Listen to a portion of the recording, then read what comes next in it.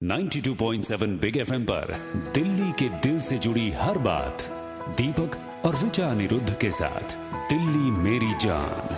नन्हे नन्हे कदमों ने जहाँ था माटी को छुआ, छोटी छोटी उंगलियों में जहाँ आसमां बड़ा हुआ, जिसकी पनाहों में बेफिक्र सोई रातें समेटे सपनों में मुस्कान, हाँ जिसके गम से है मेरी पहचान, क्यों ना भरे वो भी खुल के उड़ा।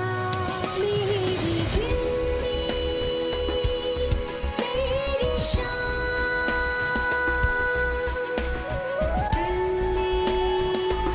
दिल्ली मेरी जान। कटी पतंग फिल्म का ये गाना सुना है आपको 92.7 बिग एफएम पर। गुड मॉर्निंग जी, नमस्कार, हम प्रणाम स्वीकार करें। दीपक बात कर रहा हूं, मेरे साथ ऋचा अनिरुद्ध हैं। और जब पतंग कट जाती है, फट जाती है, तो उसको तो हम नॉर्मल कूड़े में फेंक देते हैं, चलो कोई बात नहीं।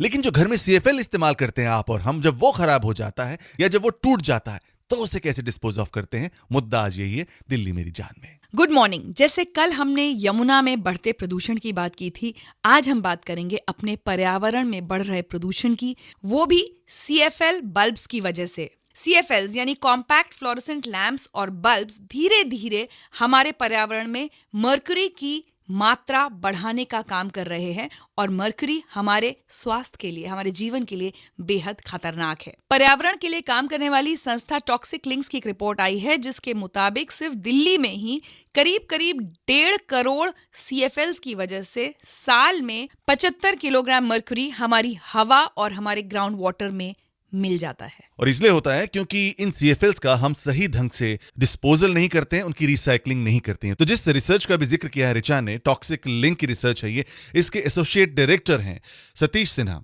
ये इस वक्त हमारे साथ दिल्ली मेरी जान में। Good morning Satish ji. सबसे पहले तो ये बताइए कि क्या है आपकी ये रिपोर्ट। हमने 2 शहर लिया था रिसर्च के लिए, एक तो दिल्ली को लिया था हमने और दूसरा भोपाल। तो जो हमें पता चला है कि ये ज्यादातर जो हम सीएफएल हमारे घरों से, दुकान से, कमर्शियल एस्टेब्लिशमेंट से, मॉल से, होटल से, ये सब हमने कबाड़ी वाले को देते हैं या इसको हम फेंक देते हैं। और जो कबाड़ी वाले हैं इसको ले जाते हैं और इसमें से इसको तोड़ करके इसका ग्लास निकालते हैं और इसमें जो एक सर्किट बोर्ड होता है उसका रिसाइकलिंग करते हैं। और जब ये रिसाइकिल करते हैं तो पूरा जो इसमें मर्क्यूरी होता है ये निकल जाता है। तो ये हानिकारक है स्वास्थ्य के लिए और पर्यावरण दोनों के लिए। तो सतीश जी, कौन जिम्मेदार है इस लापरवाही के लिए? सामान्य लोगों में इसके बारे में जानकारी नहीं है, तो लोग इसको फेंक देते हैं, कबाड़ी वाले को दे देते हैं। तो सरकार की तरफ से भी कमी है कि उन्होंने अभी तक कोई कानून नहीं लाया है जो लाइटिंग मैन्युफैक्चरर्स हैं या और कोई स्टेक होल्डर है वो इसको कार्यान्वित कर सके। सर, लेकिन क्या लाइटिंग इंडस्ट्री इसके लिए बिल्कुल जिम्मेदार नहीं है? ये जिम्मेदारी पूरी लाइटिंग इंडस्ट्री की है कि इसको इसका पूरा ढांचा तैयार हो और जिम्मेदारी उनकी होनी चाहिए। और ये सभी लोगों के घर से, कमर्शियल एस्टेब्लिशमेंट से इसको कलेक्ट करें और जो भी टेक्नोलॉजी है इसकी टेक्नोलॉजी है और काफी देशों में इसकी टेक्नोलॉजी है जो सही ढंग से इसका जो रिसाइकलिंग हो कर सके और इसमें जो मर्क्यूरी है उसको कैप्चर करें। बहुत बहुत शुक्रिया सतीश सिन्हा जी हमें इस रिपोर्ट के बारे में बताने के लिए।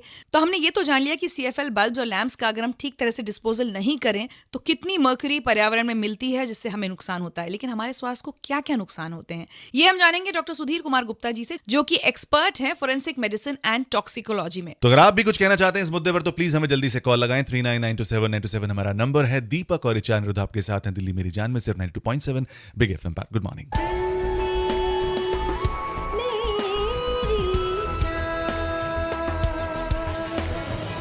भाई साहब, आज मुसाफिर हो, आज घर ठिकाना नहीं है, कल तो घर होगा, वहां पर सीएफएल बल्ब लगाओगे, वो खराब भी होगा या टूट भी जाएगा, तो उसका डिस्पोजल कैसे करना है, यही मुद्दा आज 92.7 बिग एफएम पर दिल्ली मेरी जान में। गुड मॉर्निंग, नमस्कार, हम प्रणाम स्वीकार करें। दीपक आपके साथ और मेरे साथ ऋचा अनिरुद्ध। Good morning. और अब से कुछ देर पहले हमने आपको बताया था कि एनवायरमेंटल एनजीओ टॉक्सिक लिंक्स की जो रिपोर्ट आई है उससे पता चलता है कि दिल्ली कितनी भारी मात्रा में मर्क्यूरी पर्यावरण में रिलीज करती है जब हम अपने सीएफएल लैंप्स और बल्ब्स को ठीक से डिस्पोज ऑफ या रिसाइकिल नहीं करते हैं। और पर्यावरण में गई इस मर्क्यूरी से हमें क्या क्या नुकसान होते हैं ये जानने के लिए बात करते हैं एम्स के टॉक्सिकोलॉजी डिपार्टमेंट के एचओडी डॉक्टर सुधीर कुमार गुप्ता जी से। Good morning doctor Gupta. Good morning Deepak, good morning Richa. तो डॉक्टर साहब, कितना खतरनाक है मरकरी हम इंसानों के लिए? मरकरी जो है is not a normal constituent of the human body, और अगर मरकरी का ओवरडोज बॉडी में हो जाए तो उससे physiological function of the body hamper करता है और पर्सन सिक हो जाता है and it may be fatal also. तो डॉक्टर साहब, शरीर में मर्क्यूरी की लेवल्स बढ़ गई हैं, इसके सिम्टम्स क्या होते हैं? सबसे पहले सिम्टम्स इसमें आता है जिसको नर्वसनेस बोलते हैं, आदमी इरिटेबल हो जाता है। सेकेंड जो इम्पोर्टेंट है वो हेडेक हो जाता है, और दैट चेंजेस इन इंसोम्निया। रात में अगर घर जाता है माइल्ड पॉइजनिंग के कारण तो उसकी नींद खत्म हो जाती है। तीसरा अबनॉर्मल सेंसेशन होता है, मसल ट्विचिंग हो जाती है, ट्रेमर्स हो जाता है और काफी थकान सा लगता है। और चौथा कॉग्निटिव फंक्शन कंप्लीट डिक्रीज कर जाता है आदमी का। डॉक्टर साहब, एक आम आदमी कैसे बचाए खुद को मर्करी पॉइजनिंग से? आम लोगों के लिए है कि ये CFL बल्ब वगैरह जो है जिसमें मरकरी है, अगर ये टूट जाए तो इसको आप बेयर हैंड से ना टच करें। इसमें आप ग्लव्स पहन लें या प्लास्टिक थैलियां जो होती हैं उसको लपेट लें, बेयर हैंड से हैंडल ना करें। और अगर कोई केस हो गया है जो काफी बेयर हैंड से हैंडल किया है और कोई मूड स्विंग या इंसोम्निया या हेडेक है तो उसमें सिंपल ब्लड टेस्ट होता है। दूसरा है स्टूल टेस्ट भी कर लेना चाहिए इसके लिए। वैसे टेस्ट कराने की नौबत ही नहीं आएगी अगर आप अपने CFL लैंप्स और बल्ब्स को ठीक से डिस्पोज करेंगे, उनको हाथ नहीं लगाएंगे। बहुत बहुत शुक्रिया डॉक्टर गुप्ता हमसे बात करने के लिए। हम रुकेंगे ब्रेक के लिए, लेकिन ब्रेक के बाद बात करेंगे हैवेल्स इंडिया के सीनियर वाइस प्रेसिडेंट सुनील सिक्का जी से, ये जानने के लिए कि मर्क्यूरी की इस पॉइजनिंग के बारे में लाइटिंग इंडस्ट्री अब क्या सोच रही है। अगर आप कुछ कहना चाहते हैं तो जल्दी से हमें कॉल लगाएं। 39927927 हमारा नंबर है। आप हैं दीपक और रिचा अनिरुद्ध के साथ दिल्ली मेरी जान में, सिर्फ 92.7 बिग FM पर। Good morning.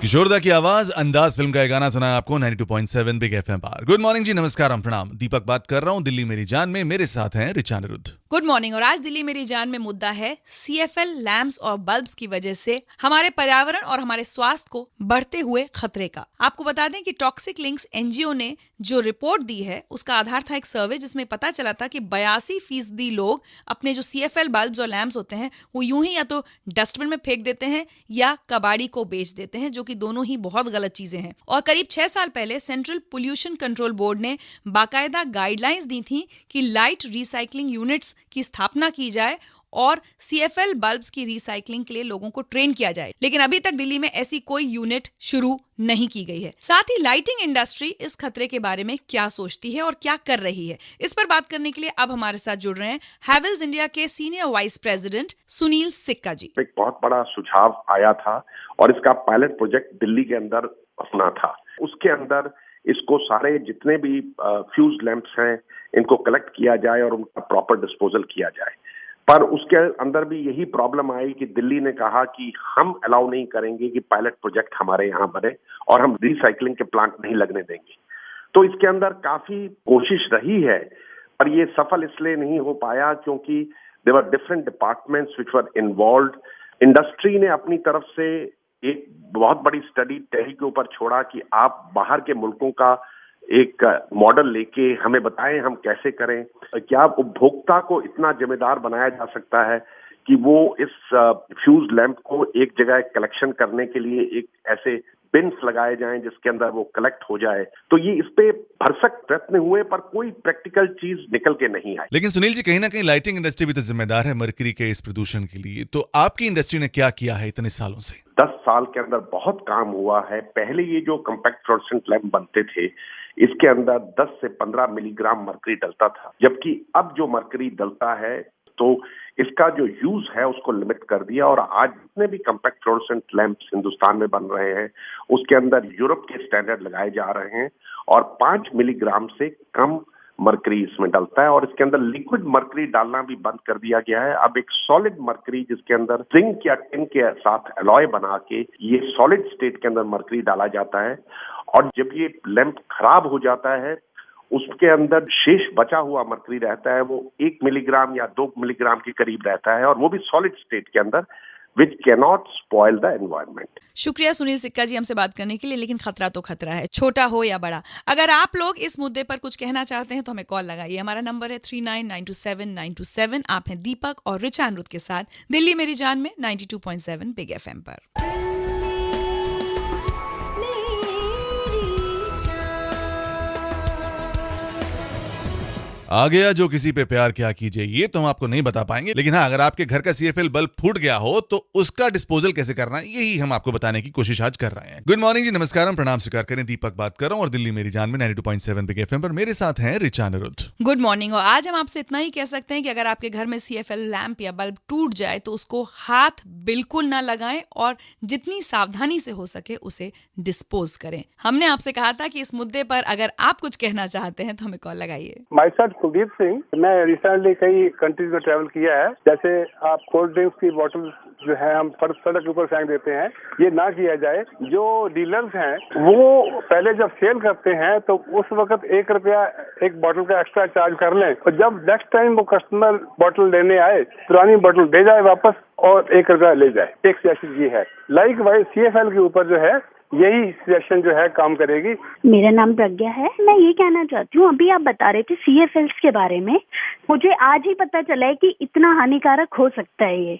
तो मैं यही कहना चाहती हूँ कि इसके बारे में हमको ज्यादा से ज्यादा लोगों को जागरूक करना चाहिए। बिल्कुल मैम, यही कोशिश है हमारी दिल्ली मेरी जान में। मैं सुरेश दिल्ली से बोल रहा हूँ। जो CFL की जो एनवायरनमेंट पे इम्पैक्ट हो रहा है आज, उसमें ना सिर्फ मैन्युफैक्चरिंग इंडस्ट्री की रिस्पांसिबिलिटी हो, बल्कि इसमें गवर्नमेंट की रिस्पांसिबिलिटी भी होनी चाहिए। गवर्नमेंट को फर्स्ट ये इंश्योर करना चाहिए कि आने वाले दिनों में अगर इसका एनवायरनमेंट के ऊपर कुछ इम्पैक्ट होगा तो उसकी रिसाइकलिंग टेक्नोलॉजी, फैसिलिटीज और जो मैकेनिज्म है उसको इंश्योर करे, ताकि ये एनवायरनमेंट पे ज्यादा इसका इम्पैक्ट ना हो और लोग सेफ और सिक्योर हो। सुरेश जी, आपने सरकार की बात की तो आपको बता दें, वैसे दिल्ली पोल्यूशन कंट्रोल बोर्ड से हम लगातार बात करने की कोशिश करते रहे, लेकिन उन्होंने इस मुद्दे पर हमें कोई भी जवाब नहीं दिया।